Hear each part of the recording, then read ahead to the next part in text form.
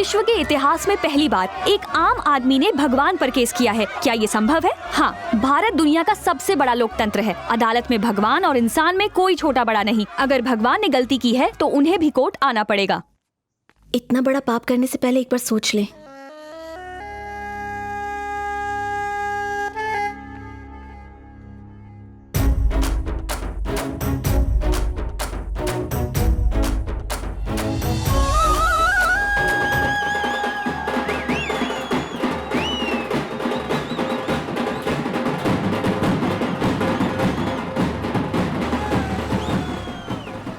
अब ये क्या आफत है?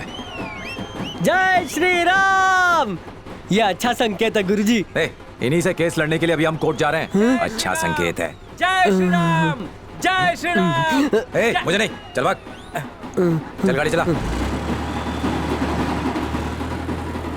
आज केस का पहला दिन है। ये केस एक्सेप्ट होगा भी या नहीं, ये जानने के लिए सारा देश उत्सुक है। यहाँ भगवान के बहुत सारे भक्त गोपाल राव के खिलाफ नारेबाजी कर रहे हैं। बड़े बड़े स्वामी कोर्ट आ रहे हैं।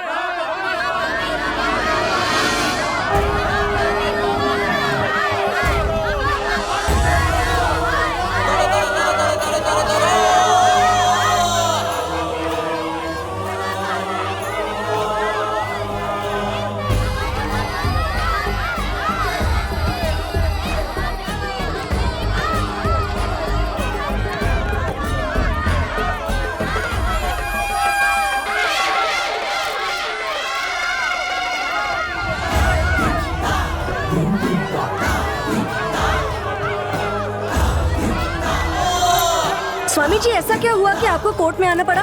स्वामी जी।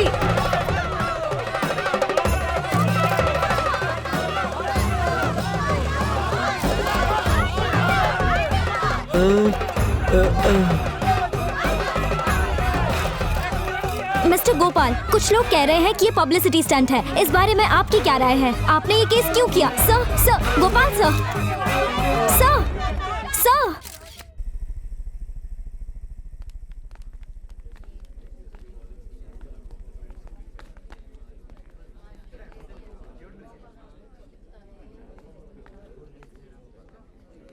आदाब।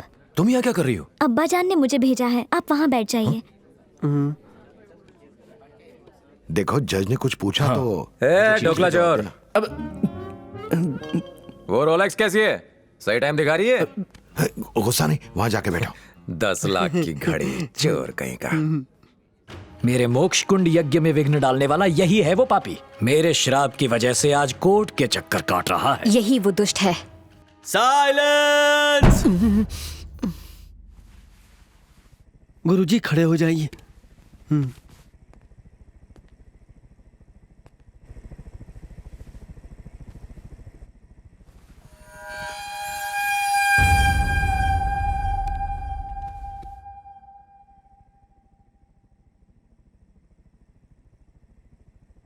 Haridas Gopal Rao. Present sir.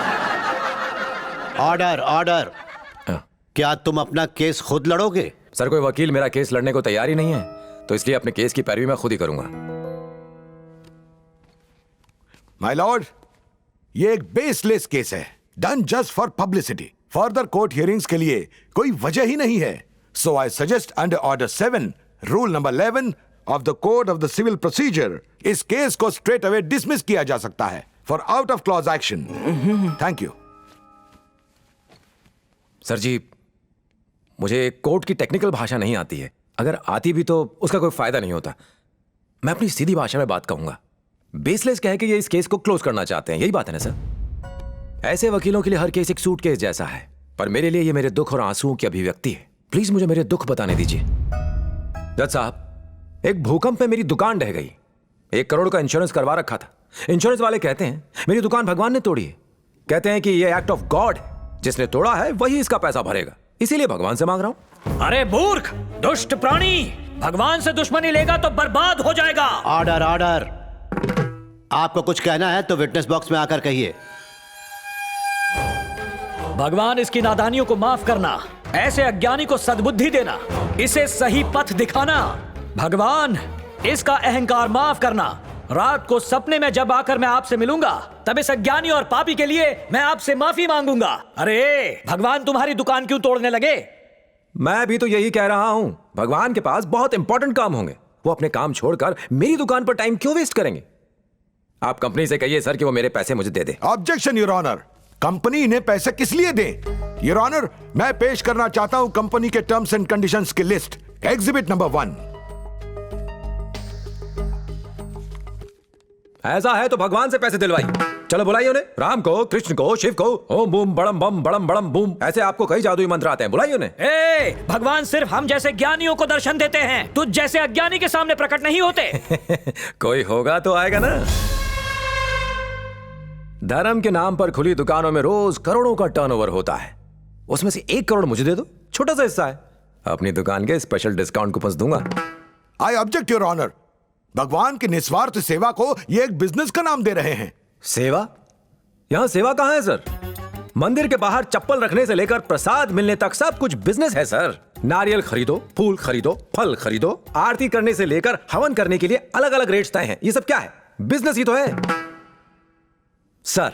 Free में दर्शन करना धर्म है, टिकट लेकर दर्शन करना धर्म कहलाना चाहिए। रिसेशन के समय में जब दुनिया के सारे बिजनेस लॉस में जाते हैं, इनका धंधा डबल हो जाता है। मेरे जैसे कष्ट भोग रहे लोग इन्हें दक्षिणा देते हैं ताकि हमें सही रास्ता दिखा सकें। यही एक बिजनेस है सर जो कभी लॉस में नहीं जाता। ऊपर से ये लोग टैक्स नहीं भरते। क्यों स्वामी, सही कह रहा हूं? रिलैक्स, ठीक है, एक बात मान लेते हैं कि ये बिजनेस कर रहे हैं। अगर तुमने इंश्योरेंस प्रीमियम समय पे भरा है तो उनसे पैसे क्यों नहीं मांगते? ये स्वामी तुम्हारा नुकसान क्यों भरेंगे? बोलो। क्योंकि मैं इनको भी प्रीमियम भरता आया हूं। What nonsense you're talking? मैं जानता था कि ये सवाल जरूर पूछा जाएगा, इसीलिए मैं अपने साथ इसका प्रूफ लाया हूं। पिछले 18 सालों से जितने मंदिरों में दक्षिणा के नाम पर प्रीमियम भरता आया हूं, उन सब की रिसीट लाया हूं। इनमें से कुछ अपनी माताजी के कहने पर भरे और कुछ दक्षिणा अपनी पत्नी के कहने पर। ये देखिए, मेरी जिंदगी का पहला प्रीमियम 1100 रुपए उस वक्त तिरुपति के मंदिर में पे किया था। और भी कहीं है। गणपति के स्टॉल के लिए हर साल 5000 रुपए का चंदा देता हूं। उसे स्टॉल नहीं कहते मूर्ख, उसे पंडाल कहा जाता है। जानता हूं। 3 साल पहले मेरी दादी सीढ़ियों से गिरी, डॉक्टर्स ने उम्मीद खो दी थी। एक पंडित ने कहा कि महामृत्युंजय का जाप करवाइए, वो बिल्कुल ठीक हो जाएंगी। मैंने जाप करवाया, दादी ऊपर चली गई और 30,000 खड्डे में। और सुनिए, दरगाह के लिए चादर, चर्च के लिए कैंडल्स, मंदिर में अगरबत्तियां, आश्रम में चंदे, पिछले 15 सालों में मैं इन सारी दुकानों पर 10 लाख से ऊपर खर्च कर चुका हूं। तेरा सर्वनाश होके रहेगा। इन पवित्र स्थलों को दुकान कहकर तू उनका अपमान कर रहा है। ये सब ईश्वर के घर हैं, जहां लोग अपने परिवार की सुख सुरक्षा के लिए चंदा देते हैं। तो फिर मेरे परिवार की सुरक्षा का क्या? उसके लिए तुम्हें भगवान से बात करनी पड़ेगी। स्वामी जी से बहस क्यों कर रहे हो? अच्छा, ख्याल नेक है। आपके पास मोबाइल तो होगा, बताएंगे उसमें कौन सा सिम है? रिलायंस। मान लीजिए आपका सिम काम नहीं कर रहा है, तो आप कस्टमर केयर पर कॉल करेंगे या फिर सीधा अंबानी को फोन लगाएंगे? क्या मुकेश भाई मारो सिम चाल से नहीं। ऑर्डर।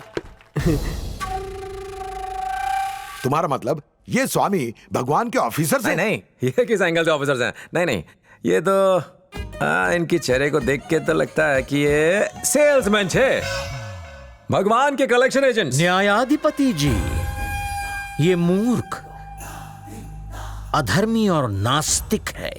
इस अधम को तनिक भी आभास नहीं है ये क्या कह रहा है। हम संत हैं, हम तो इसे क्षमा कर देंगे, परंतु इतने घोर पाप के लिए ईश्वर क्षमा नहीं करेंगे। अगर अपने मन में भगवान के लिए क्रूरता रखेंगे तो जिंदगी भर चैन से नहीं जी पाएंगे। क्या तेवर है बाप? मेरे लिए चिंता हो रही है या फिर जज के सामने मुझे धमकी दी जा रही है? हमें तुम्हारी चिंता हो रही है। ऐसा है तो मेरा पैसा देकर के मैटर क्लोज कीजिए। This is enough my Lord. Evidence के नाम पर इनके पास डोनेशंस के कुछ रिसीट्स हैं। भगवान और इनके बीच लीगल एग्रीमेंट नहीं हुआ है। गोपाल राव के तर्क मेरे ख्याल से बिल्कुल स्टूपिड लगते हैं। इतनी छोटी सी बात के लिए भगवान पे केस लगाने का कोई मतलब नहीं बनता। नानी बात है, ये कोई छोटी सी बात नहीं है सर। मेरी वो दुकान मेरे लिए अन्नदाता थी, मां जैसी थी। छोटा था तो पापा को खोया, पर कभी रोया नहीं, बस थोड़ा सा डरा हुआ था। लेकिन जब अपनी दुकान खोई तो बहुत रोया, पर डरा नहीं, क्योंकि मुझे आप पर यकीन था। यह मंदिर के पुजारी ढेर सारा चंदा लेते हैं और वादा करते हैं कि हम सुरक्षित रहेंगे, और बीमा कंपनी कहती है कि टाइम पर प्रीमियम भरेंगे तो लॉस होने पर हमारी मदद करेंगे। जीवन भर इन्हें दान दिया, प्रीमियम भी भरा, लेकिन आज दोनों ने अपने हाथ खड़े कर दिए। मेरा परिवार तो सड़क पर आ जाएगा सर। मेरे बेटे का ना बचपन रहेगा और ना ही कोई फ्यूचर बन पाएगा सर। जीने का कोई सहारा नहीं है। आपसे एक रिक्वेस्ट है सर, मुझे अपने इस केस को इस कोर्ट के सामने रखने का एक मौका दीजिए सर।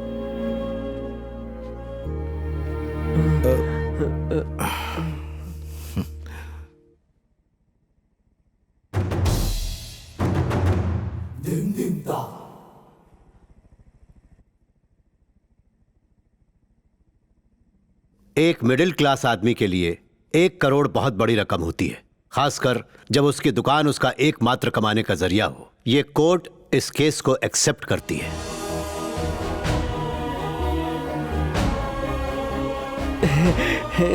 पिटिशनर को कंपनसेशन कहां से मिलेगा? इंश्योरेंस कंपनी से, भगवान के खास भक्तों से, या फिर किसी और से? यह कोर्ट में पेश होने वाले एविडेंस और आर्गुमेंट्स के आधार पर निर्भर करता है। The court is adjourned.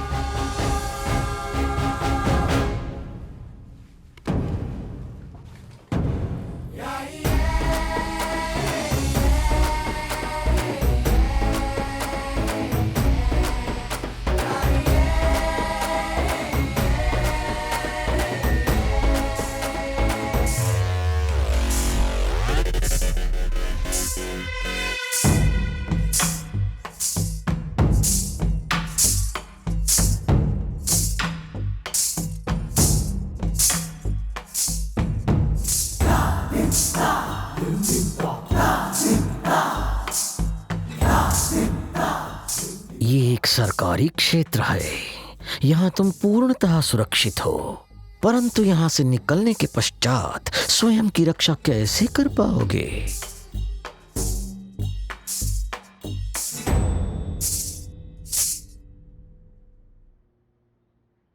तुम ईश्वर में आस्था रखते हो, ये मनुष्य न्यायालय में विश्वास रखता है। ईश्वर सर्वव्यापी है तो यहां भी होंगे। ईश्वर हर मनुष्य में बसते हैं, इसमें भी ईश्वर है। ईश्वर पर घात नहीं करते।